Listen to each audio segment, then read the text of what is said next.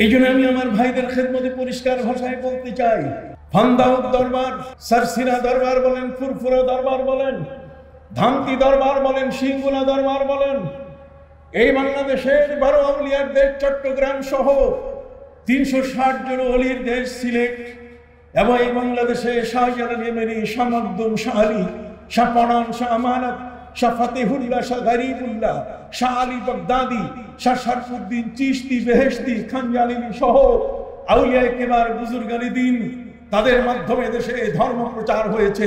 এই জমিন চাষ করেছেন তারা।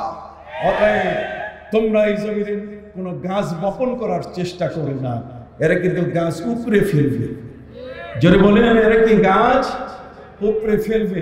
এদেশের ওলিরা, এই উপমহাদেশের ওলিরা, তারা প্রত্যেকেই মুজাহিদে আজম। হযরত সৈয়দ আহমদ বেরেলভী রহমতুল্লাহ আলাইহি শুধু হাতের মধ্যে তসবিহ রাখেন নাই, তিনি সাথে সাথে তরবারি হাতে নিয়ে সেই বালাকোটের যুদ্ধে শিখদের বিরুদ্ধে নেমে পড়েছিলেন। কল্লা চলে গেছে, তাতে কি হয়েছে? ইসলামকে রক্ষা করার জন্য জীবন দিতে হবে। সাহাবায়ে কেরাম, প্রিয় নবী সাল্লাল্লাহু আলাইহি ওয়াসাল্লাম সে আদর্শ দেখিয়ে গেছে। এই জন্য আমাদের এই দরবারগুলোতে দুই ধরনের স্পিরিট থাকে।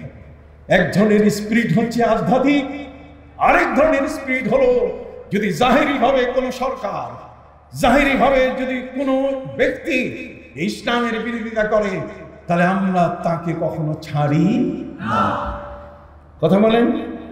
একদিক থেকে তার বিরুদ্ধে যা করা দরকার, আন্দোলন বলেন, সংগ্রাম বলেন, আমরা যেমন এটা করতে পিছাই না, ঠিক অনুরূপভাবে আধ্যাত্মিকভাবে আমরা তাদের থেকে এক অলৌকিক শক্তিতে নিজেকে রূপান্তরিত করে তাদের উপরে আমরা আল্লাহর হেদায়েতের দোয়া পেশ করলে ওই পথ ভোলা মানুষগুলো পথে ফিরে আসে।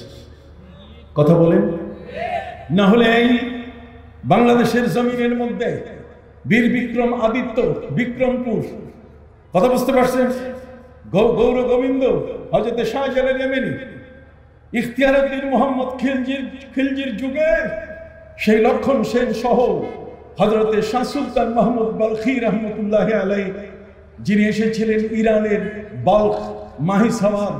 আমি তার দেশে যাচ্ছি আজ এই ভোরে যাচ্ছি, সেই বাল্খ দেখে আসবো যেখানে শাহ সুলতান মাহমুদ বলখি জন্ম নিয়েছেন, যিনি মাছের পিঠে চড়ে এই বাংলার জমিনে এসে পরশুরামের বিরুদ্ধে ওই বগুড়ার মহাস্থান গড়ে তিনি তাদের সাথে ফাইট করে সেখানে আজ তার মাজার।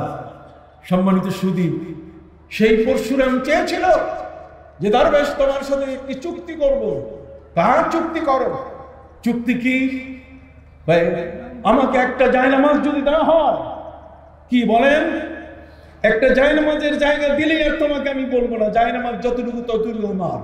এটা তো সাধারণ ব্যাপার, নিয়ে নেয়। দলিল দস্তাবেজে জায়নামাজের জায়গা দেওয়া হয়েছে। উনি জায়নামাজে বসার সাথে সাথে তিনি বললেন জায়নামাজ যতটুকু ততটুকু তো আমার। জায়নামাজ চ্যাপ্টা হওয়া শুরু করলো, চতুর্দিকে চ্যাপ্টা হইতে হইতে পরশুরামের গোটা দেশ দখল করে ফেলেছে। কারামতুল আউলিয়ায়ে হাক্কুন, আল্লাহর ওলিদের কারামত, এটা কি সত্য। যাও বন্ধুরা আমার, আজকে যে দরবারে এসেছেন সে দরবার হচ্ছে একটি হক দরবার। এই দরবারে মানুষ হওয়া যায়, শিক্ষিত হওয়া এক জিনিস, আর মানুষ হওয়া কি আরেক জিনিস। ইঞ্জিনিয়ার সাহেব, তিনি বৃদ্ধ হয়ে গেছেন, সারা জীবন তিনি তার ছেলে মেয়েদেরকে ডাক্তারি পড়ালেন, ইঞ্জিনিয়ারিং পড়ালেন, যে তিনি ইঞ্জিনিয়ার। কিন্তু বুড়ো হওয়ার সাথে সাথে সব তার ইঞ্জিনিয়ার, তার ডাক্তার ছেলেমেয়েরা বলছে যে না, এই বুড়াকে রাখা যাবে না, এই বুড়াকে বৃদ্ধাশ্রমে পাঠাই দিতে হবে। যখন বৃদ্ধাশ্রমে তিনি ওই অবস্থায় সেখানে আছেন, তখন এই ছেলেমেয়েরা বুদ্ধি করে ঘোষণা করলো যে আমাদের বাবা মারা গেছেন, উনি আর বেঁচে নাই। আসলে তো উনি বেঁচে আছেন। সম্মানিত সুধী, তার জমি জায়গা টাকা পয়সা সব ভাগ করে নিয়ে ইঞ্জিনিয়ার সাহেব যখন মারা গেলেন, তার দেশে খবর দেওয়া হলো, তার ছেলে মেয়ে কেউ যায় নাই।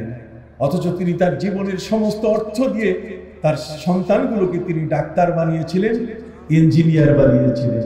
এরা ডাক্তার হয়েছে, এরা ইঞ্জিনিয়ার হয়েছে, এরা শিক্ষিত হয়েছে, কিন্তু এরা মানুষ হয়নি।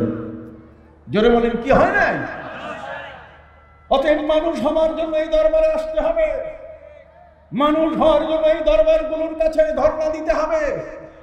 এটা ইসলাহে বাতিন, এটা হচ্ছে ইসলাহে বাতিন। আপনার অন্তরের ভিতরে যত ধরনের রোগ আছে, বাহ্যিক রোগ হলে আপনি পিজি হাসপাতালে যান, অ্যাপোলোতে যান।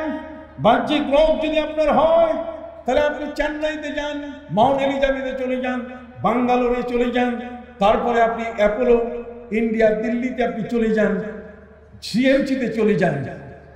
সম্মানিত সুধী, ডাক্তাররা আপনার হাড়, গোশত ইত্যাদি এগুলোর চিকিৎসা করবে। কিন্তু যখন আপনার অন্তর, আপনার রুহের মধ্যে যদি ক্যান্সার ধরে বসে, কথা বলেন, বক্স, কিনা, হাসাদ, হিংসা, বিদ্বেষ, লোভ, লালসা, মোহ, মাৎসর্য, এই ধরনের যদি কিছু আপনার অন্তরের মধ্যে ঢুকে যায়, তাহলে পৃথিবীর আজ পর্যন্ত কেউ এই রোগ থেকে বাঁচার জন্য কোনো ট্যাবলেট, ক্যাপসুল বানায় না। অতএব ওই হাসপাতালগুলোতে গিয়ে এর চিকিৎসা হবে না, আসতে হবে খন্দক দরবারের মতো এই মহান দরবারগুলোর হাসপাতালে। এখানে আল্লাহর ওলিরা যতক্ষণ কথা বলবেন, এগুলোর তাসির ভিন্ন, এই কথাগুলো হৃদয়কে স্পর্শ করবে। কথা বুঝতে পারছেন? আমার জীবনের ভুল ভেঙে যাবে।